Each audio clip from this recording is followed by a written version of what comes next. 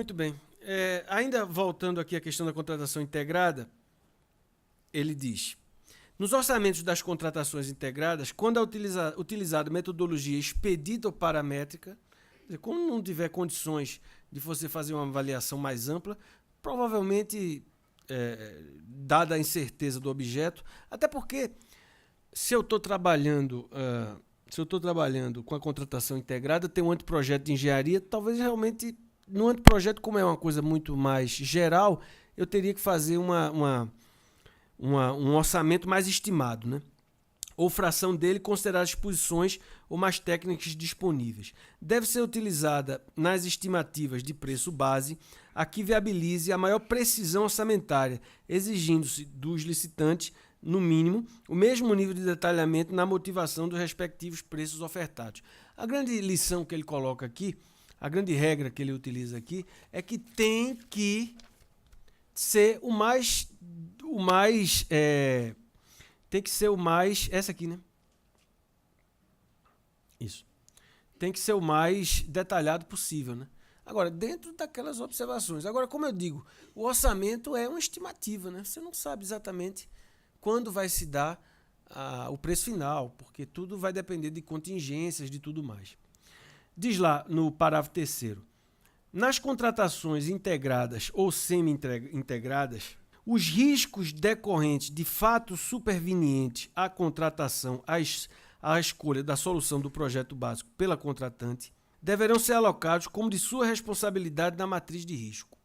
Ele está dizendo o seguinte: nas contratações integradas ou semi-integradas, os riscos decorrentes de fatos supervenientes à contratação, associada à escolha da solução do projeto básico pela contratante, deverão ser alocados como de responsabilidade do contratado na matriz de risco.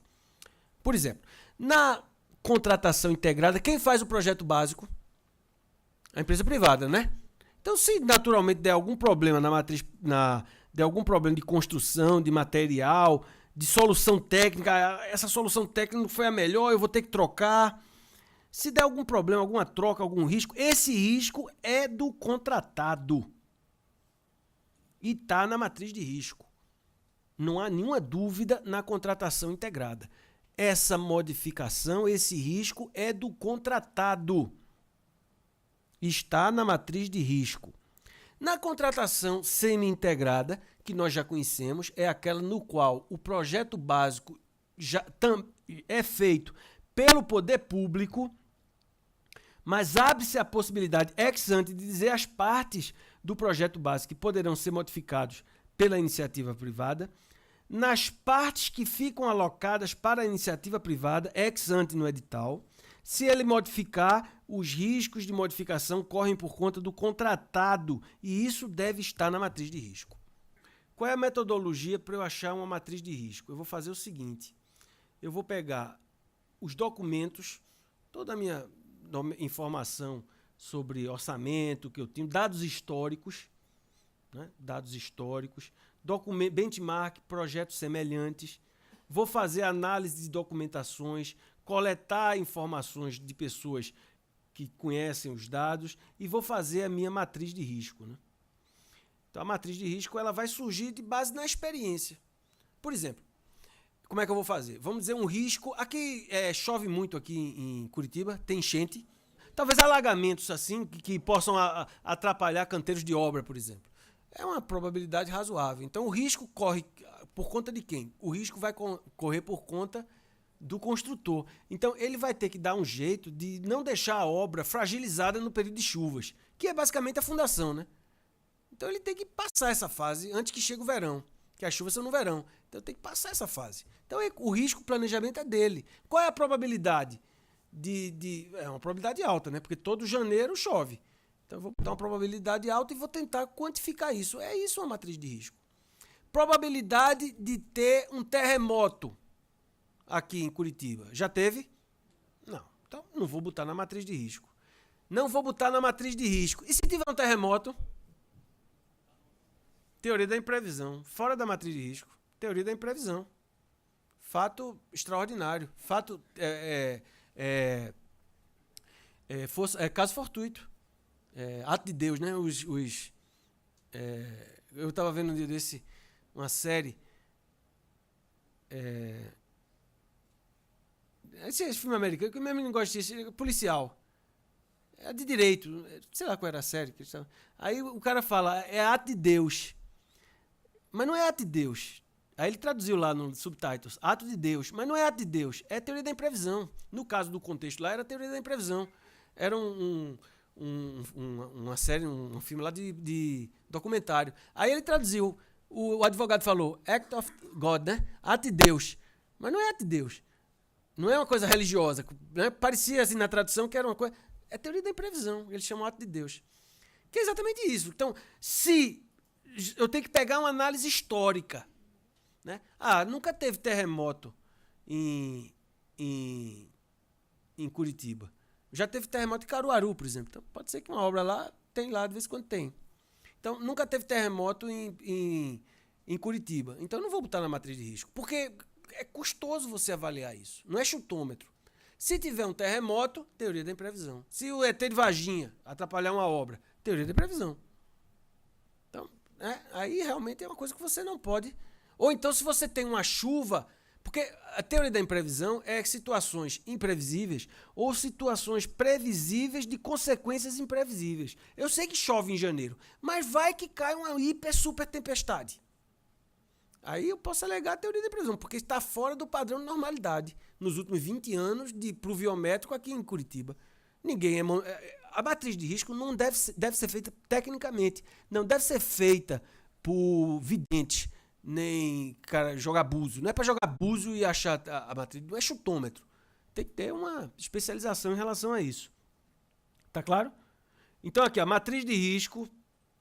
A matriz de risco registra os riscos identificados, documenta suas características, além de determinar as respostas ao risco e definir as responsabilidades das partes. A matriz de risco de obras do DENIT será adequada conforme o empreendimento disponibilizado no Guia de Gerenciamento de Risco. Então, a matriz de risco é um instrumento contratual. Tem que estar no contrato e tem que estar no edital, no instrumento convocatório.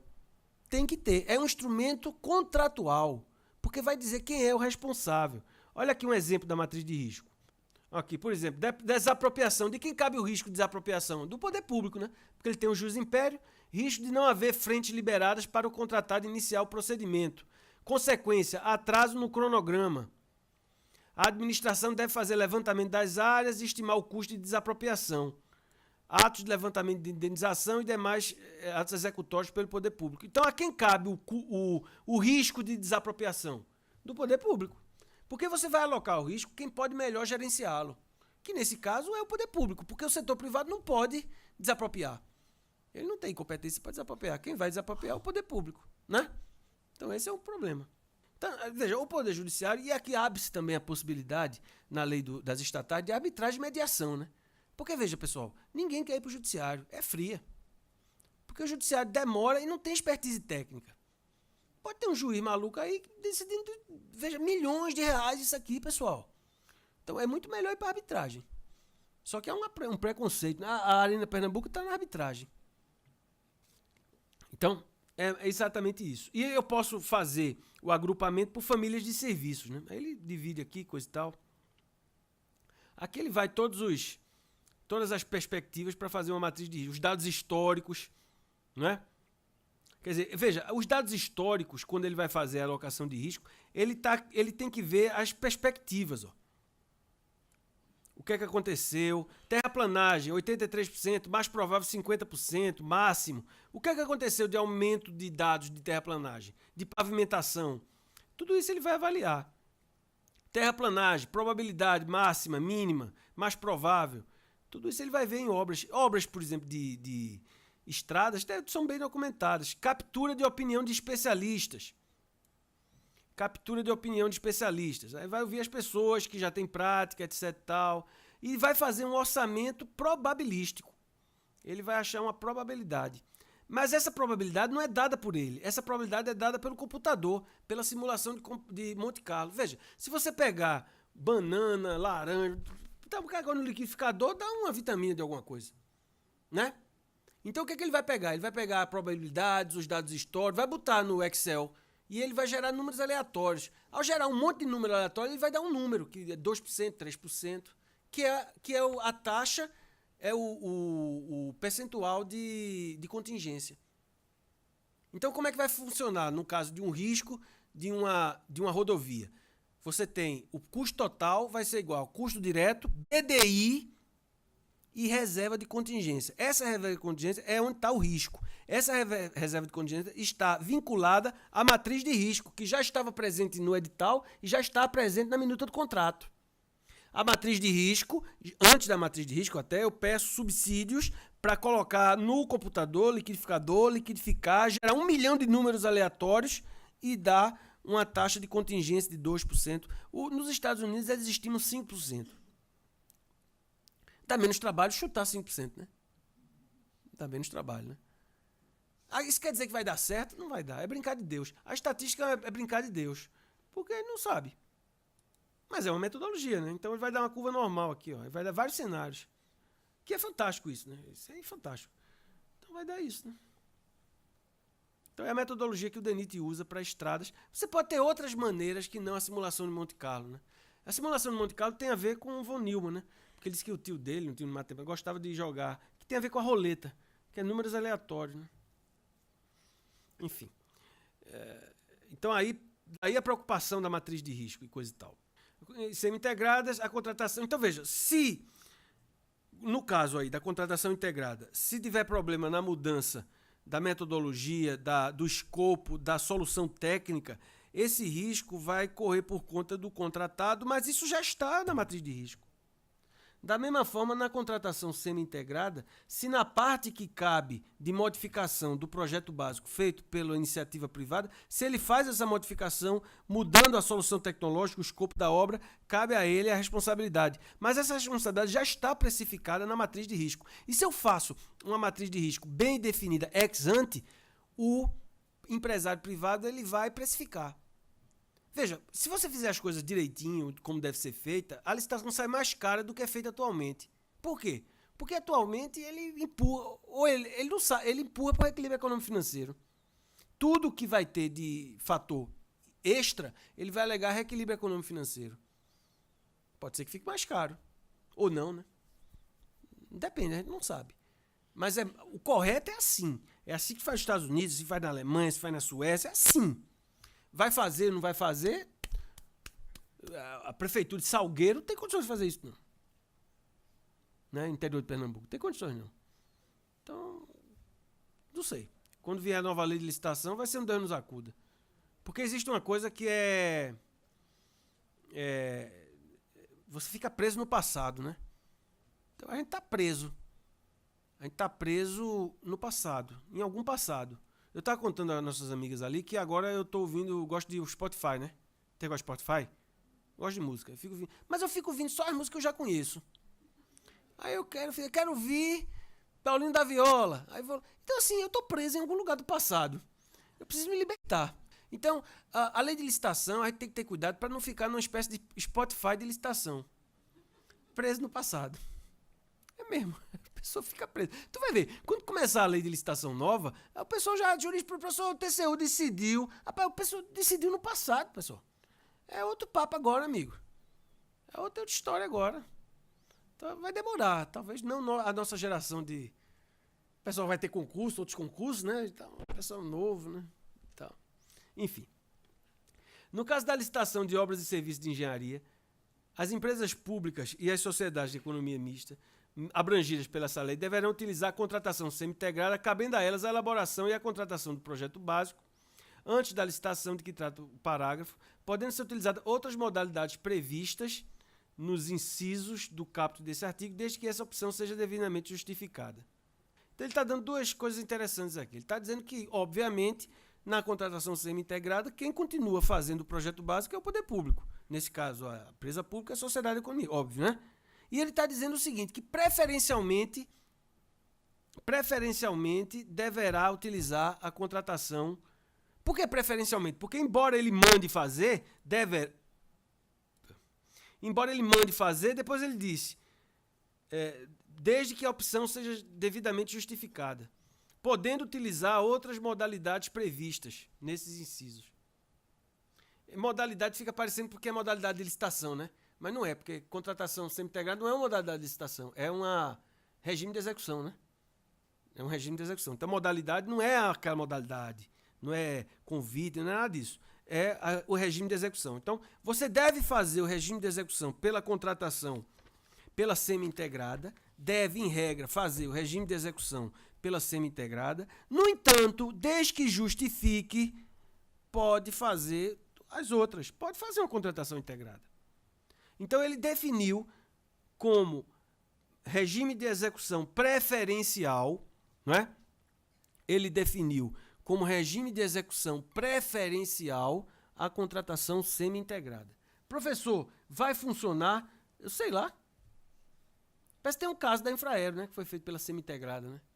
Não dá para saber. Não dá para saber. Porque, na verdade, pessoal, eu sou muito ligado à questão de análise econômica do direito, né? Nós temos até aqui no Paraná a professora Márcia Carla, né? Que foi presidente da BDE, eu também fui presidente da BDE, da Associação Brasileira de Economia. E o nosso presidente é Luciano Tim, lá do Rio Grande do Sul, está até hoje em Rava apresentando um trabalho lá.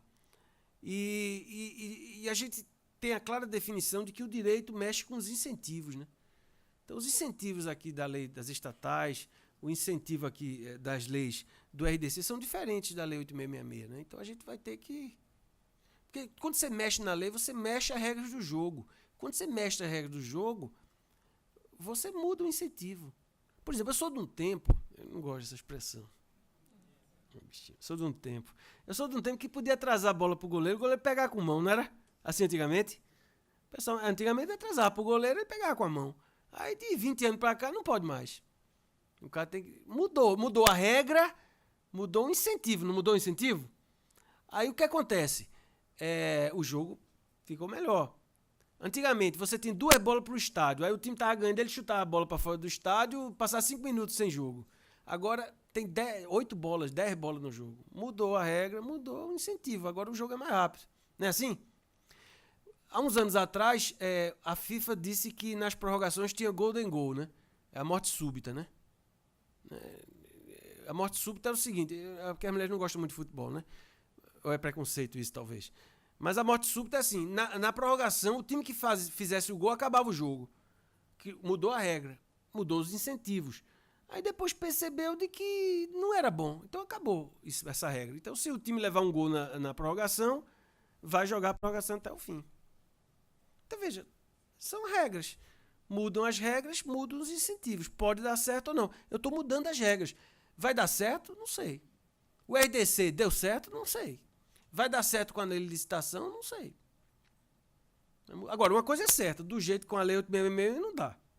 Por exemplo, me permita, vamos dizer que a empresa, uma autarquia, ou empresa pública, ou o poder público, no caso de uma lei de licitação, resolve fazer escolas por contratação integrada. Pô, não vejo razão de ser. Porque requer uma qualificação, requer um grau de especialidade técnica, uma inovação tecnológica, que escola não requer, né? Aliás, não precisa nem fazer escola, né? Porque já tem escola demais, né?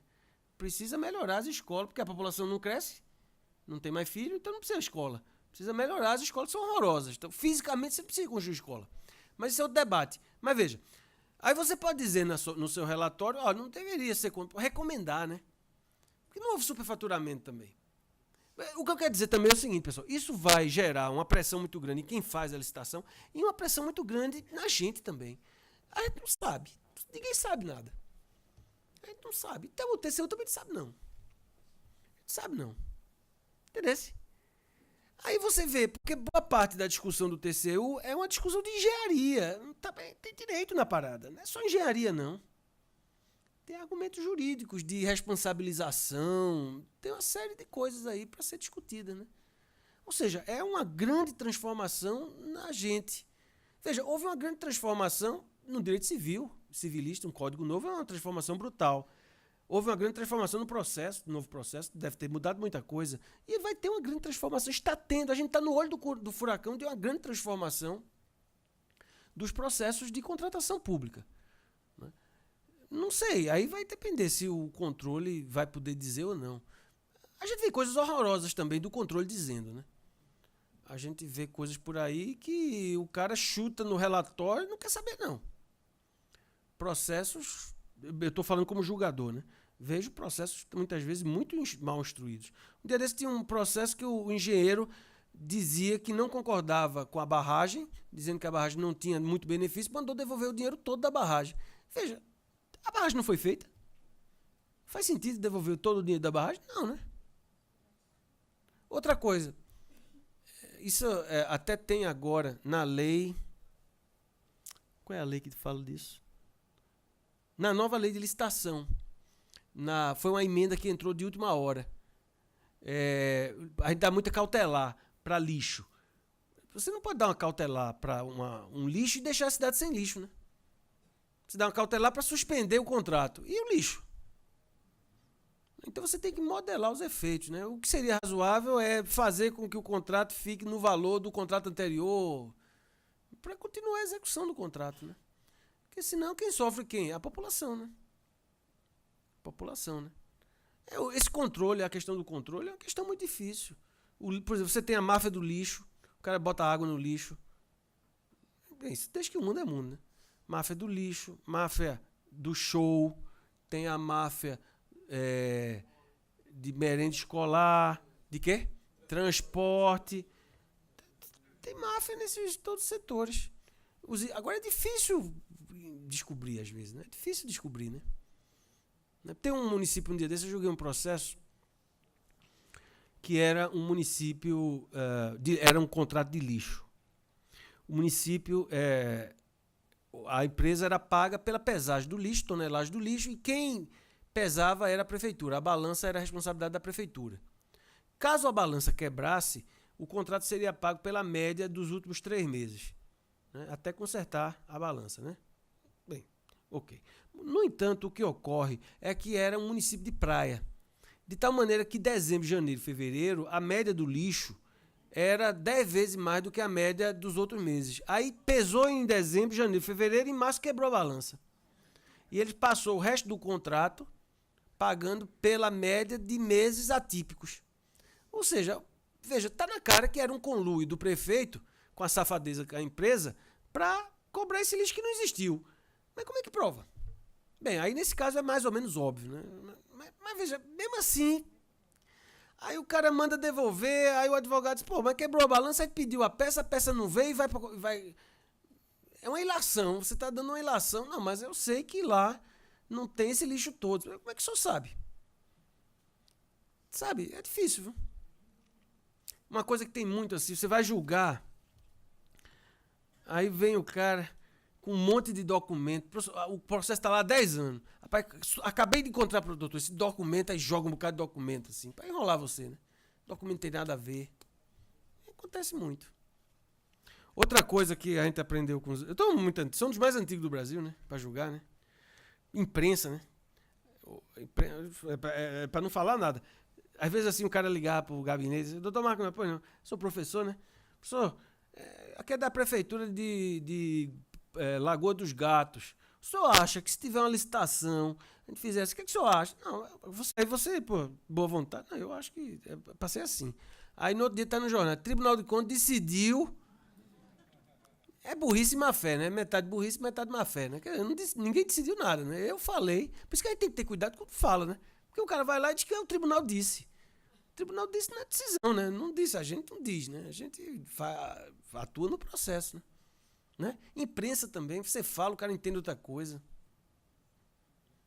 Então, assim, cada vez que ser menos exposto, né? Bem, mas tem gente que advoga que o Ministério Público tem que ir pra TV. Quer dizer, não acho que não é, não. Acho que tem que cuidar do seu serviço, né? Minha opinião, né? Acho que a gente tem que ser nos autos, né? Ninguém quer aparecer pra canto nenhum. Nos autos, né? Mas tem gente que gosta de falar e vai lá e fala. Né? Bem, mas ficou claro aqui, né? É só chamando a atenção mais uma vez da impropriedade desse termo modalidade, tá? Porque não é modalidade, é regime de execução. Regime de execução, eu chamei bem a atenção de vocês, é o aspecto de como mede e como paga. Né? O aspecto de como mede e como paga. não será admitida por parte da empresa pública ou da sociedade de economia mista como justificativa para a adoção da modalidade de contratação integrada a ausência de projeto básico. Então ela não pode dizer assim, não tem projeto básico, então vamos fazer contratação integrada. Não é por aí. Veja, a justificativa da contratação integrada não é que não tem projeto básico. A justificativa para a contratação integrada é que eu tenha uma obra de qualificação tecnológica tamanha, de solução técnica tamanha, que eu não sei fazer, ou eu não me sinto capacitado tecnicamente para fazer.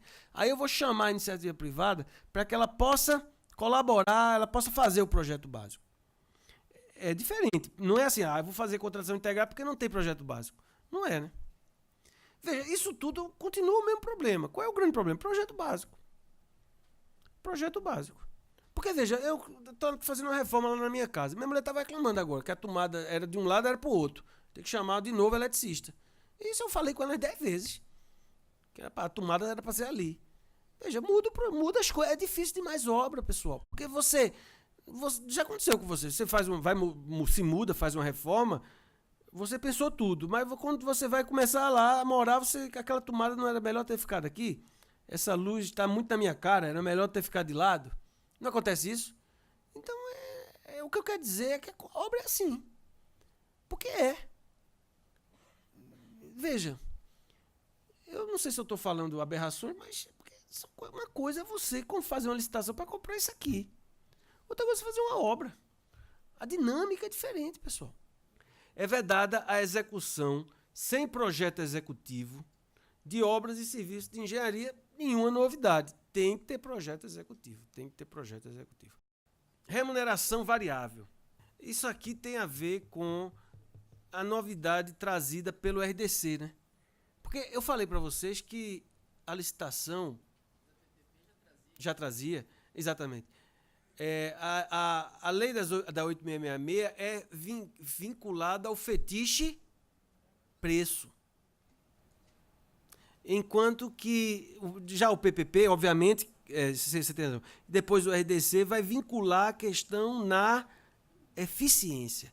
Então você pode criar mecanismos de incentivo. Por exemplo, um contrato como... O Tiroli fala isso. Um contrato de venda, o cara é vendedor. Ele ganha por comissão, né? Então a remuneração dele é variável, né? Quanto mais ele se esforça, mais ele ganha.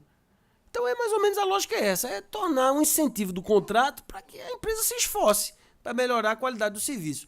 Mas o problema daqui, pessoal, da qualidade do serviço, tem a ver com critério de medição. Como é que eu vou medir? Embora eu não seja engenheiro, obviamente, mas me parece mensurável, né? Qualidade de energia, essas coisas, dá para medir, né? O problema é quando eu vou para áreas mais cinzentas, como, por exemplo, saúde e educação. Veja, todo indicador ele mexe com incentivos. Por exemplo, saiu um livro um dia desse, esse eu não li, eu vi a entrevista dele na internet, na televisão, com aquele médico, Drauzio Varela, né? Ele escreveu um livro sobre plano de saúde. Né, sobre plano de saúde, e o plano de saúde é um mecanismo, é um sistema, plano de saúde privado, é um sistema que todo mundo está insatisfeito. Ele é um sistema curioso, ninguém está satisfeito, o médico está insatisfeito, o cliente, o usuário está insatisfeito, a seguradora está insatisfeita, o hospital está insatisfeito. É um sistema muito interessante, que todo mundo acha ruim. Né?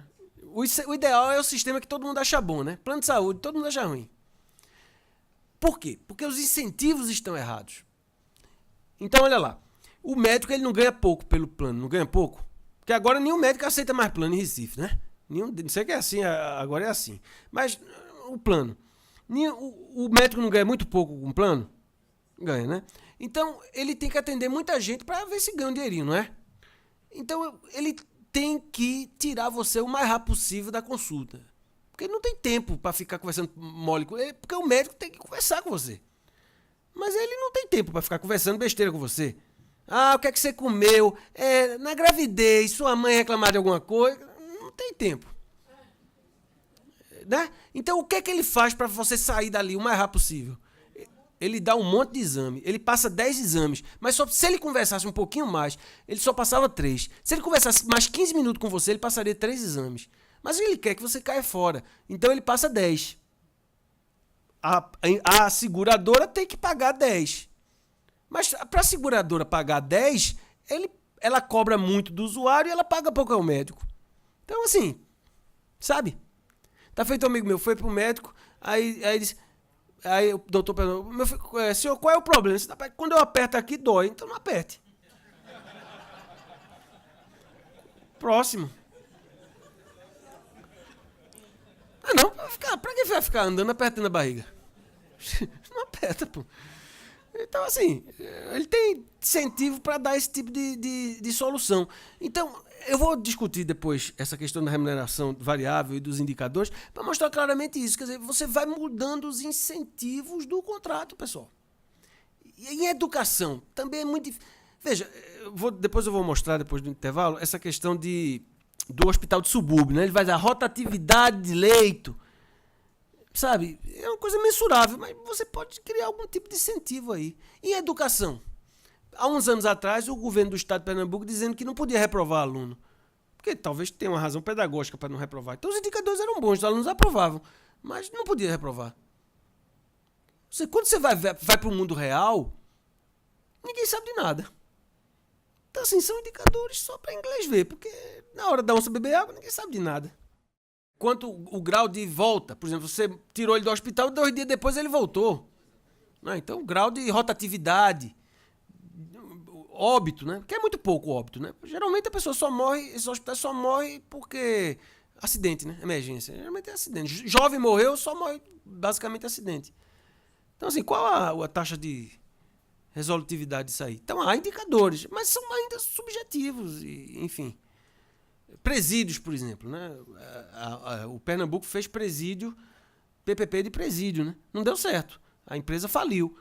E aí o presídio ficou pelo meio do caminho. Mas tem vários critérios para fazer. Como é que você vai pagar? Grau de ressocialização. O que é grau de ressocialização? Tem lá o indicador, o índice, mas o que é? Difícil, né, cara? Difícil. Nada é fácil, não. É difícil. Na lei, assim, lendo a lei, lendo os manuais de direito administrativo, é fácil. Mas na lei é muito difícil. Esse livro aqui, ó, vale a pena. É do Alvin Roth, Como Funcionam os Mercados. Como funcionam os mercados. Ele ganhou o prêmio Nobel há, 3 anos atrás. E ele ganhou dinheiro com o mercado de doação de órgãos. Ele formatou instrumentos de doação de órgãos. É bom esse livro.